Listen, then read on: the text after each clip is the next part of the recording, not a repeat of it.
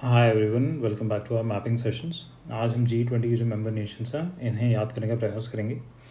Context ये इसलिए important हो जाता है क्योंकि 2022 में जो G20 की जो प्रेसिडेंसी होने वाली है, ऐसे इंडिया एज्यूम करने वाला है वापस।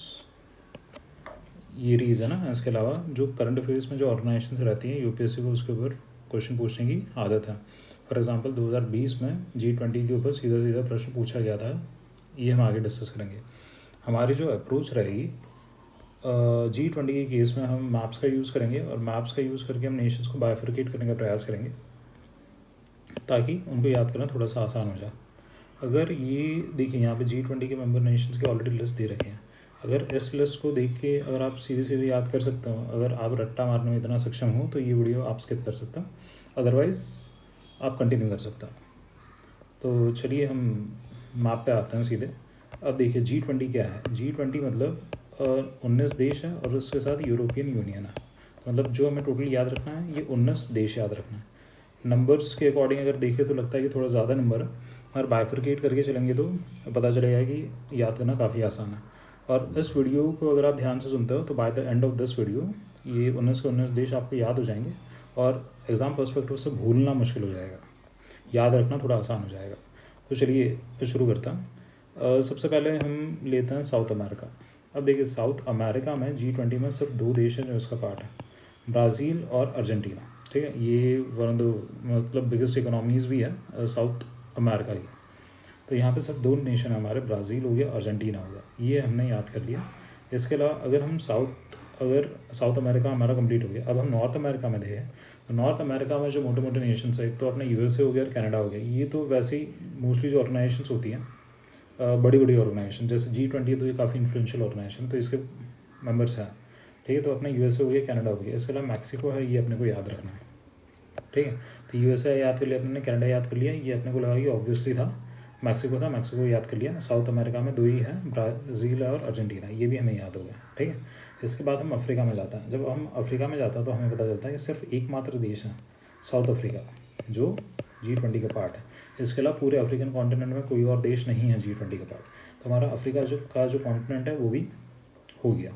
ठीक है, तो हम यहाँ पे क्या है, एक तरीके से कंटेक्चुअल अंडरस्टैंडिंग लेके भी चल रहे हैं। ठीक है, आपने जब आपके दिमाग में ये डाल दिया कि अफ्रीका कॉन्टिनेंट में से सिर्फ एक देश है वो भी साउथ अफ्रीका, तो याद करना आसान हो जाएगा। ठीक है, इसके बाद हम ऑस्ट्रेलियन कॉन्टिनेंट में जाते हैं। तो ऑस्ट्रेलियन कॉन्टिनेंट में भी एकमात्र देश सिर्फ ऑस्ट्रेलिया है जो G20 का पार्ट है। ठीक है, इसके अलावा न्यूजीलैंड वगैरह कोई भी देश G20 का पार्ट नहीं है। तो तीन कॉन्टिनेंट्स हमने सीधे सीधे कंप्लीट कर लिए। अब आता है हम यूरोप पे। यूरोप में हम देखें तो यूरोप में मोस्टली डेवलप नेशंस होते हैं। अब यूरोप में जो मोस्टली डेवलप नेशंस है उनमें से कौन से नेशंस हैं जो G20 का पार्ट है, ये हमें याद करना है यहाँ पे। तो अगर हम यहाँ पे ध्यान से देखें तो यूनाइटेड किंगडम, फ्रांस, जर्मनी और इटली। ठीक है, ये वो चार देश हैं जिन्होंने वर्ल्ड वॉर में भी पार्टिसिपेट किया था। आपको याद होगा कि इटली और जर्मनी एक साथ थे, यूके फ्रांस एक साथ थे। तो ये चार देश हैं जो वर्ल्ड वॉर में भी साथ थे और G20 के भी मेंबर्स हैं ये। ठीक है, तो यूरोपियन जो कॉन्टिनेंट है उसमें से कौन से चार देश हो गए, अपने यूके फ्रांस जो वर्ल्ड वॉर में एक साथ थे और इटली और जर्मनी जो एक साथ थे। यहाँ पे ऑस्ट्रिया, स्विट्ज़रलैंड, ये सब जो नेशंस हैं ये इसके मेंबर्स नहीं हैं। ठीक है, तो ये चार नेशन हैं यूरोप में से, ये भी हमने याद कर लिया। ठीक है, हम कंटेक्स्ट वाइज याद करने का प्रयास कर रहे हैं तो ये रिलेटिवली थोड़ा आसान होता जा रहा है। अब जितने भी बचे देश हैं ये अब हमारे एशिया से निकलेंगे। ठीक है, अब एशिया में जो मोस्टली इन्फ्लुएंशियल जो नेशंस हैं ये G20 का पार्ट है। अभी कौन कौन से नेशंस आ जाएंगे इसमें, हम याद इसलिए याद करने का सबसे मेन रीज़न क्या है, एक तो अपना इंडिया G20 का पार्ट है। ठीक है, तभी हम याद कर रहे हैं। इंडिया हो गया, इंडिया है तो चाइना भी है। ठीक है, चाइना है, उसके साथ रशिया भी है। इसके अलावा और कौन कौन सी मोटी मोटी पावर्स है अपनी एशिया में, इसके अलावा जापान है, साउथ कोरिया है। ठीक है, इसके अलावा वेस्ट एशिया में जब हम आते हैं तो वेस्ट एशिया में एकमात्र देश है सऊदी अरेबिया जो इसका पार्ट है। ईरान, इराक, ये सब UAE, इनमें से कोई भी नेशन पार्ट नहीं है, सिर्फ सऊदी अरेबिया है जो इसका पार्ट है। ठीक है, तो अपना एशिया में से भी हमने मोटे मोटे नेशंस देख लिया। अब एक नेशन जो छोटू सा बच जाता है जो याद करना यहाँ पे इम्पोर्टेंट है वो है इंडोनेशिया। ठीक है, Indonesia as such India, Russia या फिर चाइना से अगर कंपेयर करें तो इतनी बड़ी इकोनॉमी है नहीं, बट इंडोनेशिया भी G20 का पार्ट है। ठीक, तो इंडोनेशिया पार्ट है तो सिंगापुर, मलेशिया, ब्रूनी, ये सारे जो नेशंस हैं ये पार्ट नहीं है G20 का। ठीक है, जब हम इस तरीके से याद करते हैं ना कौन से नेशंस पार्ट है और उसके साथ कौन से नेशंस पार्ट हो सकते थे मगर नहीं है, जब ये भी दिमाग में आ जाता तो याद करना आसान हो जाता। तो जैसे हमने एशिया से देखा, एशिया से हमने क्या क्या देख लिया, सऊदी अरेबिया देख लिया, वेस्ट एशिया में एकमात्र नेशन था। फिर इंडिया देख लिया हमने, चाइना देख लिया, रशिया देख लिया, जापान देख लिया, जापान के साइड में क्या साउथ कोरिया भी देख लिया, इंडोनेशिया भी देख लिया। ये नेशंस पार्ट है। इसके अलावा टर्की, टर्की क्या है, टर्की यूरेशिया में आता है। यूरेशिया मतलब एशिया में भी आता है कुछ पार्ट, और यूरोप में भी आता है कुछ पार्ट। तो टर्की भी है, टर्की एक जंक्शन पे आता है दोनों के, तो टर्की भी इसका पार्ट है।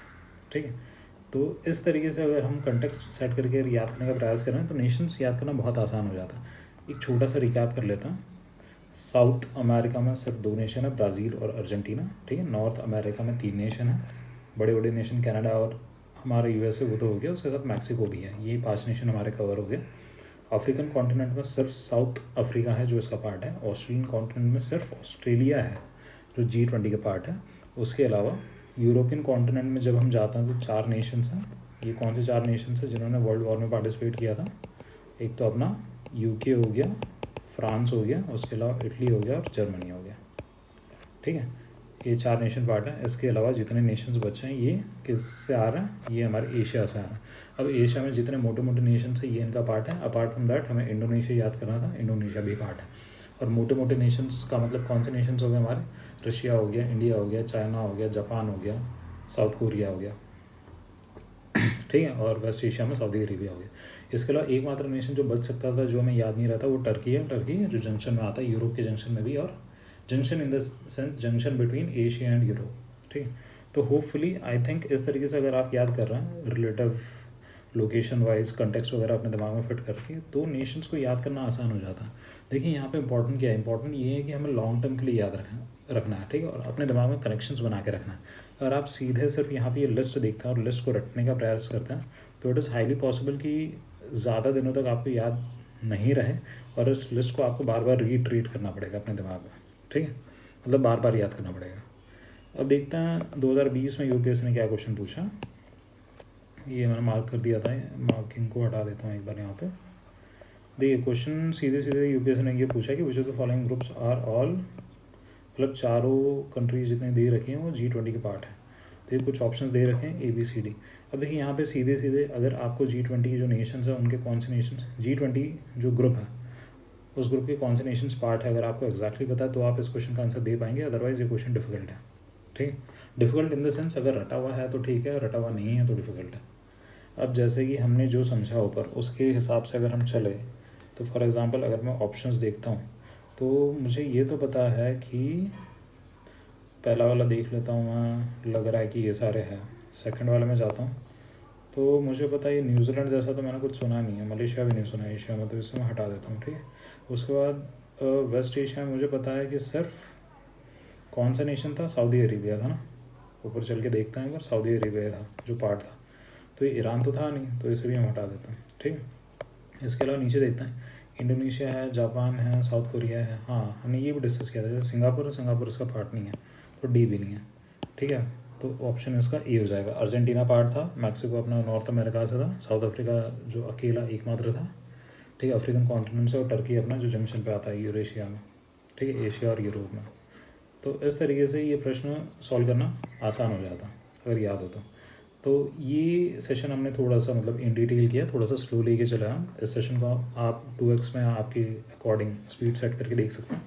आगे जो सेशंस हम करेंगे मैपिंग के, ये थोड़े से रिलेटिवली फास्ट करेंगे। यहाँ पे ये इंपॉर्टेंट था कि एक बार मतलब आपको समझा देना कि किस तरीके से मैपिंग को हम समझ सकते हैं एग्ज़ाम पर्सपेक्टिव से। मुद्दा हमारा ये है कि जब हम एग्ज़ाम में बैठे तो एक्चुअल में हमें याद होना चाहिए कि ब्रिक्स के कौन से नेशन से, ASEAN के कौन सा है, आरसेप में कौन आता है। ठीक है, बिम्स्टेक में कौन आ रहा है, सार्क में कौन आ रहा है, या फिर जो मेडिटेरेनियन जो ओशन है तो उससे कौन से नेशन से वो लग रहा है। जैसे फॉर एग्जांपल सीरिया वाला क्वेश्चन यूपीएससी ने ऑलरेडी 2 बार पूछ रखा है, मतलब same to same question repeat कर रखा है, जिसमें ये पूछा जाता है कि कौन से नेशंस के बॉर्डर सीरिया नहीं मतलब जो मेडिटेरेनियन जो ओशन है उससे लगती है यानी, तो वहाँ पे लेबनान जो है वो लैंड लॉक्ड हो जाता है तो उसकी बॉर्डर नहीं लगती। ब्लैक सी पे भी क्वेश्चन पूछ रखे हैं, तो एक एक करके हम सारा मतलब ब्लैक सी, कैस्पियन सी जो ओशंस हैं इन्हें भी लेके चलेंगे। ठीक है, और होलिस्टिकली पूरा मैप कवर करने का प्रयास करेंगे। तो चलिए इस सेशन को एंड करता हूँ, मिलता है आपसे नेक्स्ट सेशन में।